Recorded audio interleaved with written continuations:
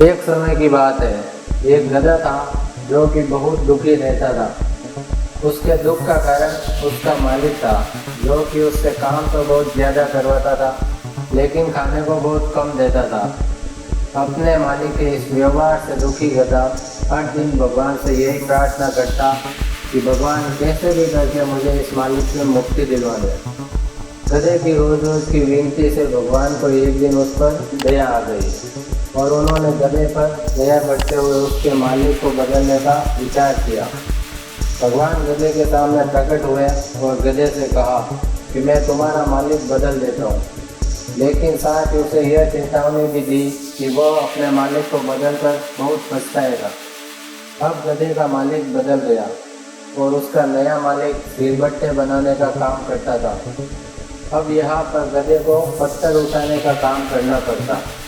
नए मालिक के यहाँ पर गधे को खाना तो पर्याप्त मात्रा में मिलता, लेकिन पत्थर उठाते उठाते उसकी कमर अकड़ गई और गधा फिर से दुखी रहने लगा।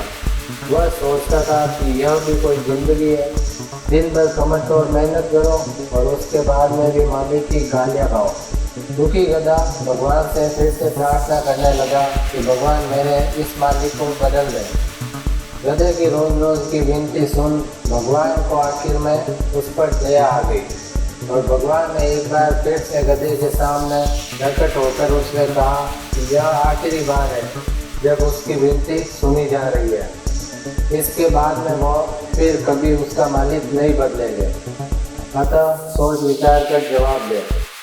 गधे ने भगवान की चेतावनी पर काफी सोचा और इस नतीजे पर पहुंचा कि उसकी किस्मत इतनी भी खराब नहीं हो सकती और आखिर में उसने भगवान से कहा कि वह आखिरी बार उसका मालिक बदल दे। इसके बाद में वह कभी भी उनसे अपने मालिक को बदलने के लिए नहीं कहेगा।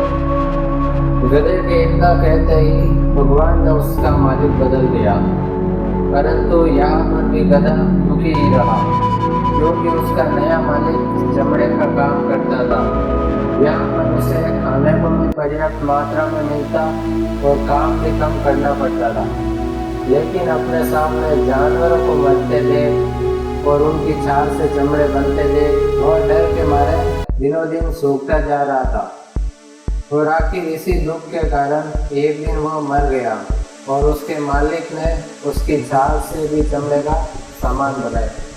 ऊपर से भगवान यह सब देख रहे थे और सोच रहे थे कि जो मन से दुखी है उसे कहीं भी सुख प्राप्त नहीं हो सकता। अब आते हैं इस कहानी के सबक की तरफ। किस्मत पर आश्रित व्यक्ति हमेशा यह सोचता रहता है कि अगर मैं यह बन जाऊं तो मैं खुश रहूँगा, अगर मैं वह बन जाऊं तो मैं खुश रहूँगा, लेकिन वह अपनी ज़िंदगी में कभी भी खुश नहीं रह पाता है, क्योंकि वह बिना मेहनत किए सिर्फ सुखी होने की कल्पना करता रहता है।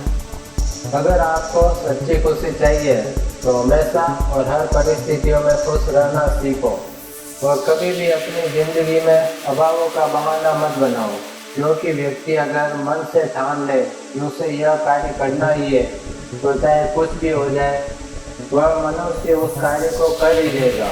ऐसे व्यक्ति को रोकने वाला कोई है ही नहीं इस दुनिया में।